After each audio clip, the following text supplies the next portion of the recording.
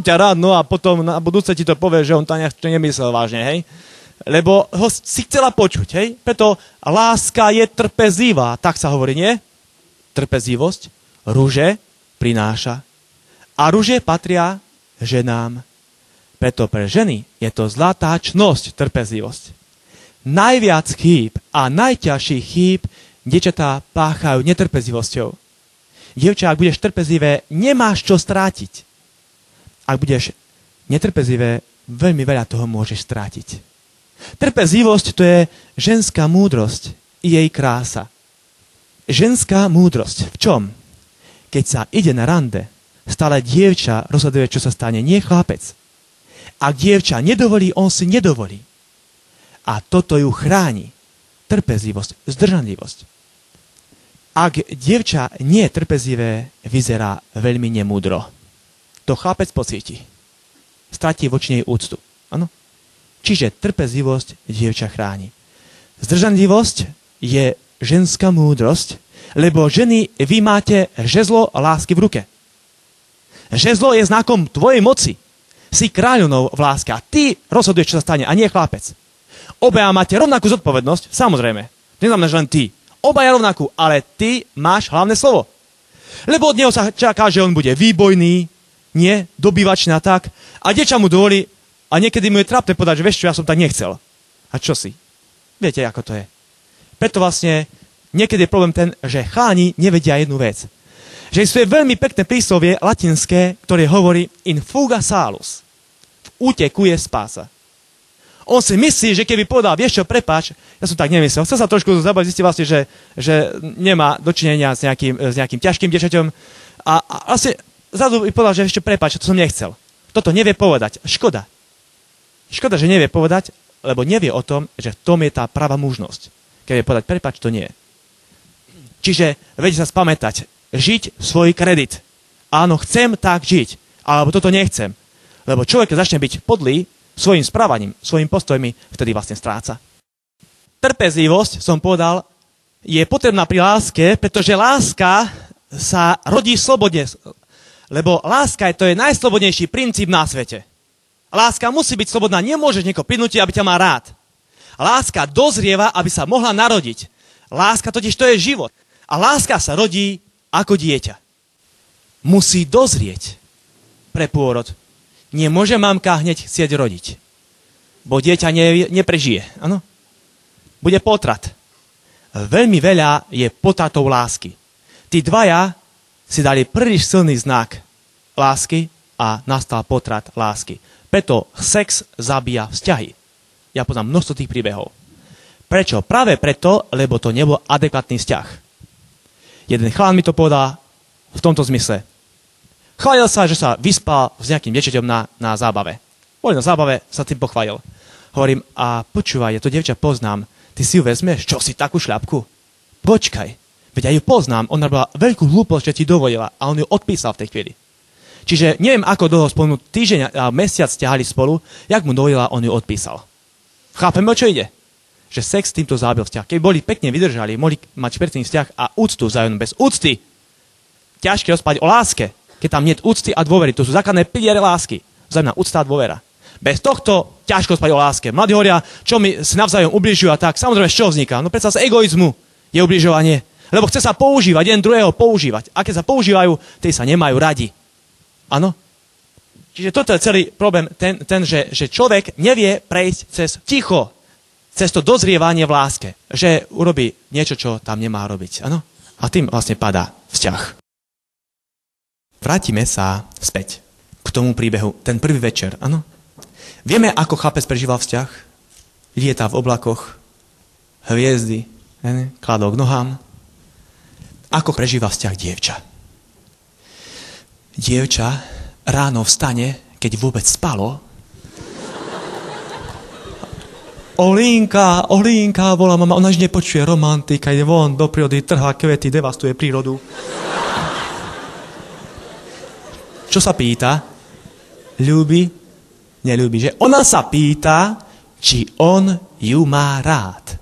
A čo sa pýta on? No to isté. Či on ju má rád. Obaja si položili tú istú otázku. A nikto sa nepýta, či ona ho ľúbi. Čo to znamená? Že muž miluje rozumom a žena rozmýšľa srdcom. Zapísať. Píšte si to. Nie na papier, do srdca si to vpíšte. Áno. Je veľmi dôležité vnímať, že muž a žena sú tak krásni, odlišní. Ste si to všimli, nie? Hej, že tí navzájom po sebe túžia. Áno. Že sa naplňajú v láske. Ona hľadá silnejšieho, kto by ho chránil. On nechce silnejšieho, on chce chrániť. Nie? On chce byť mocný. Ona hľadá úkryt, on poskytuje úkryt. Tí dvaja zistili, že sa potrebovali. Hľadali sa. Ona hľadala, kto by ju chránil. Áno. A on zasa hľadá, koho by chránil. Lebo muž potrebuje byť potrebný v živote. Keď muž má pocit, že nie je potrebný, tá je koniec. Príde manžel domov z roboty, má vysoko emancipovanú manželku. Ona ponabíjala všetky klince, hej. On zistí, že ona ho nepotrebuje, ide na pivo. Tak to býva. Ženy, to si máte sami na vinu. Lebo vy z mužov vychovávate nejakých, takých, lebo si vysoko... Ty sa mu vyrovnáš v mužských veciach, jasné? Hej? Prosím ťa, nechaj mu to, to je jeho robota. Keď nevie, nech si točie po palcov a sa naučí. Ano?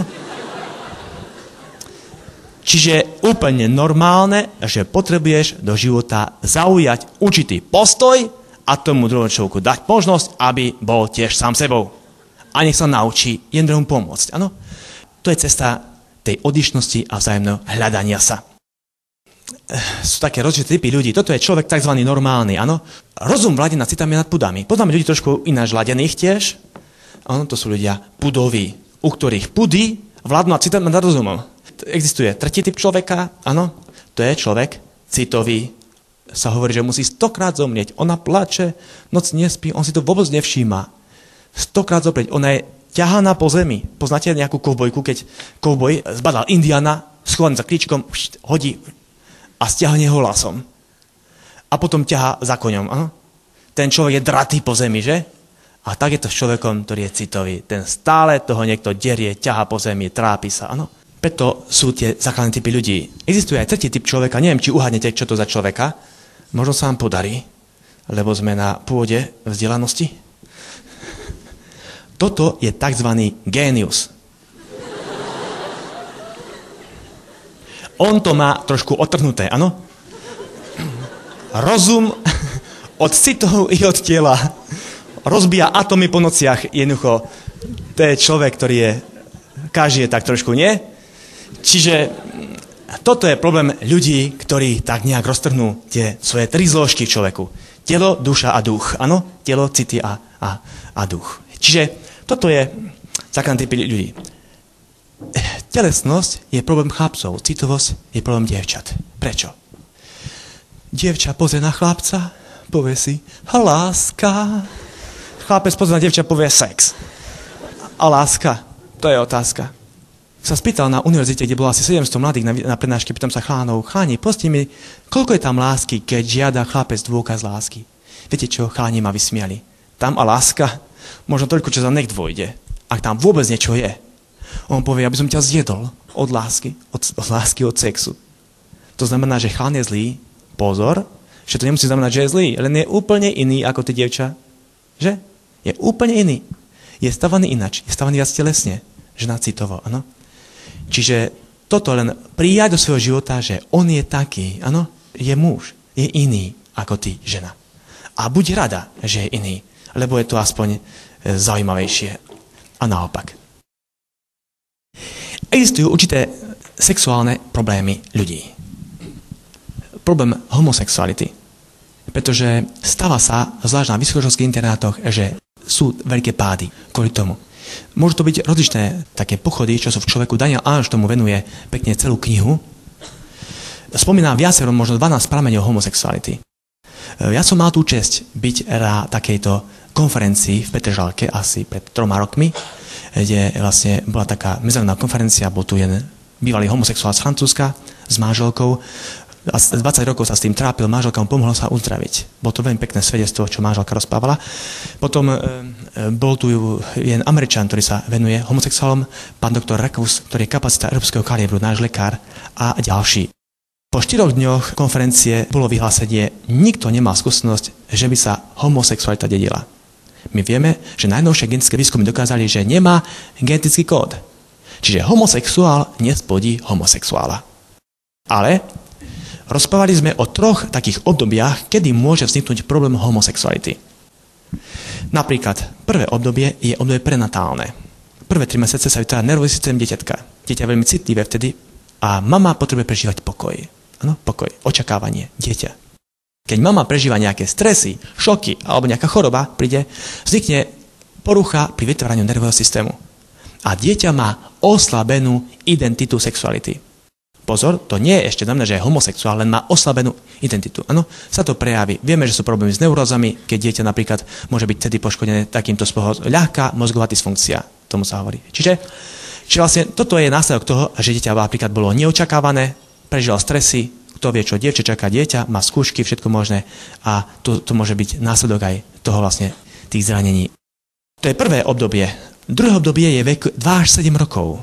Tam je silná citová pupočná šnúra. Do 2 rokov sa s deckom môže hocto hrať. Potom dieťa povie, nie, mamka, rozlišuje.